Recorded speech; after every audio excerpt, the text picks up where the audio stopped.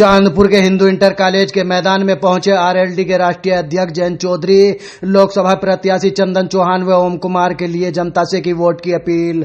आपको बता दें, पूरा मामला चांदपुर के हिंदू इंटर कॉलेज के मैदान का है, जहां पर आरएलडी के राष्ट्रीय अध्यक्ष जयंत चौधरी पहुंचे और उन्होंने एक विशाल जनसभा को संबोधित किया। आरएलडी अध्यक्ष ने बिजनौर लोकसभा से चंदन चौहान व नगीना लोकसभा से ओम कुमार को वोट देने की लोगों से अपील की है। आपको बता दें, आरएलडी और भाजपा के गठबंधन से बिजनौर लोकसभा से चंदन चौहान और नगीना लोकसभा से लगातार कई बार विधायक बनते चले आ रहे ओम कुमार को प्रत्याशी बनाया है। दोनों प्रत्याशियों के हक में बुधवार को बिजनौर के नुमाइश मैदान में उप मुख्यमंत्री केशव प्रसाद मौर्य ने एक विशाल जनसभा को संबोधित किया था और दोनों प्रत्याशियों के हक में वोट की अपील की थी। भारतीय जनता पार्टी और राष्ट्रीय लोकदल अपने प्रत्याशियों को जीत दिलाने के लिए लोगों से वोट की लगातार अपील कर रहे हैं। सभा स्थल पर सुरक्षा की दृष्टि से भारी पुलिस फोर्स की तैनात किया गया था। तो मात्र शक्ति के निर्णय से जीते हैं, सिर्फ आपके कहने से नहीं जीत होगी। तो घर की महिलाओं को, हमारी बेटियों को, जिनकी वोट बनी है, नौजवानों, चंदन की तो खास उम्र की बात हो रही थी, 35 साल उम्र, 35 साल की उम्र, और अच्छा सोना लगता है। अध्यक्ष को कौन कह रहा था? ओमपाल जी कह रहे थे कि चंदन होता बहुत ठंडे स्वभाव का, अच्छे स्वभाव, सरल स्वभाव का। जब ये मीरापुर से चुनाव लड़ना था तो मैंने इसके गाल खींच के बोला कि देखो कितना मासूम है। बोला था संजय जी भी बहुत सीधे आदमी, सीधे थे कि नहीं थे? जो काम होता था कहते थे, जो नहीं था बस में कह देते थे। उस चक्कर में कभी कभी बुराई मिल जाती है। आज के लाभ लपेट के जमाने में कोई सुनना नहीं चाहता कि मेरा काम ना हो। तो इसलिए संजय को भी सीखने को मिलेगा आपसे। ओमपाल जी हमारे नेता हैं, हमारे प्रत्याशी हैं। दोनों के लिए ओमपाल जी का सिंबल है, बताओ क्या है, और चंदन का सिंबल आप करना। ओम कुमार जी नगीना से हमारे कमल के फूल का, उनका लोटस का सिंबल और हैंडपंप नल का सिंबल आपके चंदन चौहान। और सबे पता है कि कमल का फूल वहां खिलता है जहां जल हो। जल की आवश्यकता फूल के खिलने को है। तो दोनों का ये मिश्रण, दोनों का मेल, और मुझ पे विश्वास कीजिए। क्या हम लोग जब सरकार में हैं, अनिल जी आपके मंत्री, बिजनौर के लोगों का विशेष अधिकार लोकदल के लोगों का इंतजाम है, और इन्हीं के माध्यम से एनडीए में शामिल होकर हम लोग साथ मिलकर कुछ फैसले लेंगे जिसका सीधा लाभ हमारे किसान को, महिलाओं को और नौजवानों को मिल सकेगा, और बिजनौर जनपद और नगीना के पार्लियामेंट क्षेत्र को मिलता है। इसके लिए हम सब लोग मिलकर प्रयास करेंगे। धन्यवाद। जय हिंद।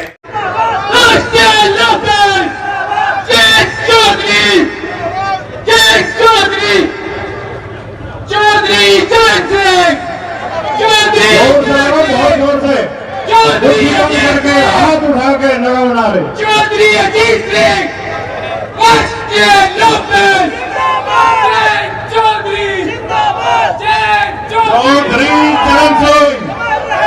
चौधरी चरण सिंह, चौधरी अजय सिंह, राष्ट्रीय लोकदल, भारतीय जनता पार्टी, चौधरी जयंत सिंह। अब मैं चांदपुर की धरती पर अपने राष्ट्रीय अध्यक्ष चौधरी जयंत सिंह जी का आप सब लोगों की तरफ से बहुत बहुत हार्दिक स्वागत और बहुत बहुत अभिनंदन करता हूं। कुश्ती का है कि नहीं? और जो आखिरी कुश्ती का समय हो, तो सबसे बड़ी कुश्ती, और दो ही पहलवान लड़ने वाले हैं। और पश्चिम में तो दो ही पहलवान थे ना लड़ने वाले, तो तीसरा तो नहीं था। और जो दोनों पहलवान ने पहले ही हाथ मिला दिया कि लड़ना ही नहीं, तो है कि नहीं किस्मत वाला? इनकी किस्मत की रखवाली कौन करेगा? हम करेंगे। और क्यों करनी है? कारण तो बहुत है। हम एनडीए में हैं, 10 साल हम विपक्ष में रहे, और विपक्ष में जो भूमिका होती है सवाल उठाने की, विरोध करने की, लाठियां भी खानी पड़ती हैं। सरकार में जो भी ताकत हो उनकी कोशिश होती है कि जनता में शांति बनी रहे, विरोध के स्वर ना उठे। तो वो सब भी अपने कंधों पे लोकदल के कार्यकर्ताओं ने लिया है, इसमें कोई शक नहीं।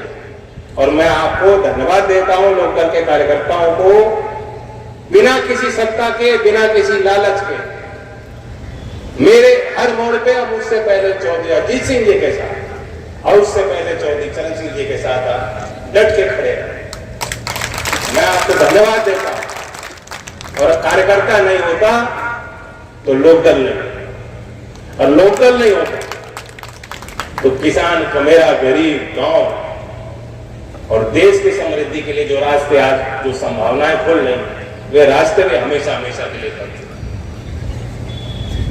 कार्यकर्ताओं की बड़ी भूमिका होती है।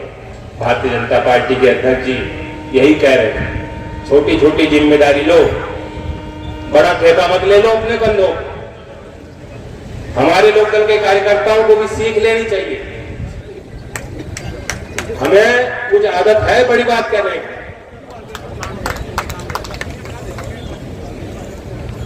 ठीक है, हुआ भी बना रहना चाहिए, थोड़ा बहुत डर भी अच्छा है, लेकिन अब काम का समय है। जब अपने खेत में जो है फसल की रखवाली कैसे करनी है और कटाई के वक्त पे और मंडी तक कैसे वो पहुंचाना है, अब वो काम का वक्त है। तो बड़ी जिम्मेदारी, अपने से ऊपर की तस्वीर मत देखिए कि क्या होगा। जो अपने घर की बात है, परिवार की, मोहल्ले की, समाज की, क्षेत्र की, उतनी सब लोग कर लेंगे और निभा लेंगे।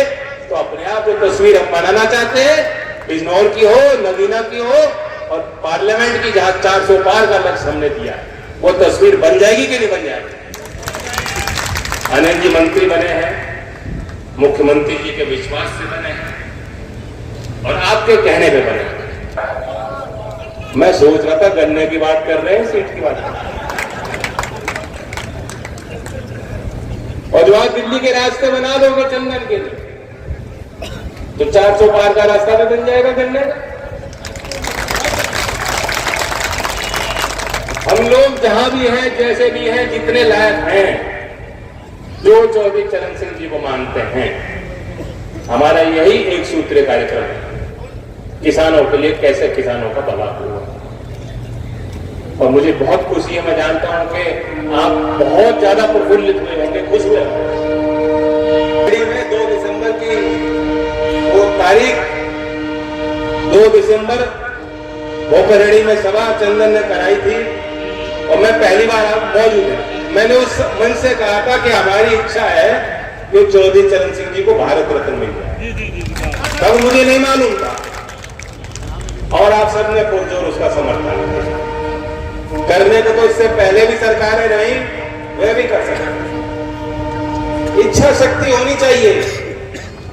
पहली बार भारत सरकार ने सोचा कि सम्मान उस नेता का होना चाहिए जिसने गांव की गलियों से उठकर और गांव के छोटे छोटे पाठशालाओं में पढ़ने वाले नौजवान और खेत में कामगार मेहनत करने वाले, उनके हौसले को बढ़ाने के लिए ऐसे नेता को हम भारत रत्न दें।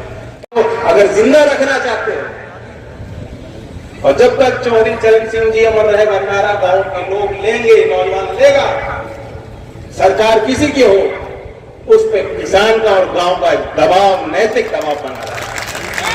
नहीं अच्छा मंत्री और प्रधानमंत्री और एमपी क्यों ना हो, मजाल है कि गांव में चला जाए, कोई जरूरत नहीं पड़ेगी। देश की बदलती तस्वीर में आज भी चौधरी चरण सिंह जी के विचार प्रासंगिक हैं, प्रभावशाली हैं। और मैं जानता हूं कि आप सब चाहते हो कि आज के इस युग में, आज की जो समस्या है बेरोजगारी की, भारतीय अर्थव्यवस्था की, देश की तरक्की के जो नए रास्ते, नए आयाम हमें खोलने हैं, कैसे हम वहां तक पहुंचेंगे, इन सवालों के लिए भी शोध जो हो तो चौधरी चरण सिंह जी की जो लिखी गई किताबें हैं, जो उनकी स्पीच थे, नीतिगत उनके निर्णय थे। मैं सवाल पूछना चाहता हूं कि आप नहीं चाहते कि आज के नए युग का नौजवान जो विश्वविद्यालय में पढ़ रहा है, जो मेरठ चौधरी चरण सिंह विश्वविद्यालय में पढ़ रहा है, अगर वो चाहता है कि मैं पीएचडी करना चाहता हूं, मैं शोध करना चाहता हूं, मैं अनुसंधान करना चाहता हूं चौधरी चरण सिंह जी पे, अगर भारत रत्न ना मिला होता तो ऐसे नौजवानों को कोई सुविधा विश्वविद्यालय से या सरकार से या हम लोगों से नहीं मिल पाती।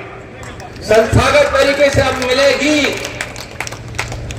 नए विचार उससे निकलेंगे, आज की समस्याओं के नए समाधान भी उससे निकल सकते हैं, क्योंकि चौधरी साहब एक विजनरी लीडर, वो छोटी सीमाओं तक नहीं उनको बांधा जा सकता। वो एक समाज के नेता नहीं थे, एक क्षेत्र के नेता नहीं थे। हम लोग जानते हैं कि किसानों के लिए उन्होंने मजबूत वकालत की, लेकिन आप लोग अनभिज्ञ नहीं है। आप जानते हो कि देश में जो सबसे गरीब वर्ग है, वंचित समाज के लोग, अनुसूचित जात के लोग, पहला इस देश में उदाहरण बनाया कि उस समाज के लिए आरक्षण और जमीन का मालिकाना हक जब पटवारियों को एक कार्यक्रम के तहत उन्होंने हार किया था और लेखपाल की भर्ती की थी, चौधरी चरण सिंह जी ने वो सोचा। और इतने अनेकों उदाहरण मैं दूंगा, मुझे आपको तो बताने की जरूरत नहीं, चौधरी साहब के बारे में आप जानते होगा। राष्ट्रपति के जो सम्मान वो देंगे वो मैं आपकी तरफ से हासिल करूंगा, ग्रहण करूंगा, लेकिन मैं समझूंगा कि भारत रत्न का ये सम्मान मैं नहीं ले रहा, चौधरी चरण सिंह के परिवार के नाते आप ले रहे हैं। बिजनौर का, नगीना का, गांव का बच्चा ले रहा है, यहाँ की महिलाएं ले रही हैं, यहाँ के किसान ले रहे हैं। हम लोग विपक्ष में थे, लेकिन ऐसा नहीं है, हम लोग भी देखते थे सरकार ने अच्छे काम किए। एक तो गतिशीलता लाए हैं सरकार के कामकाज में,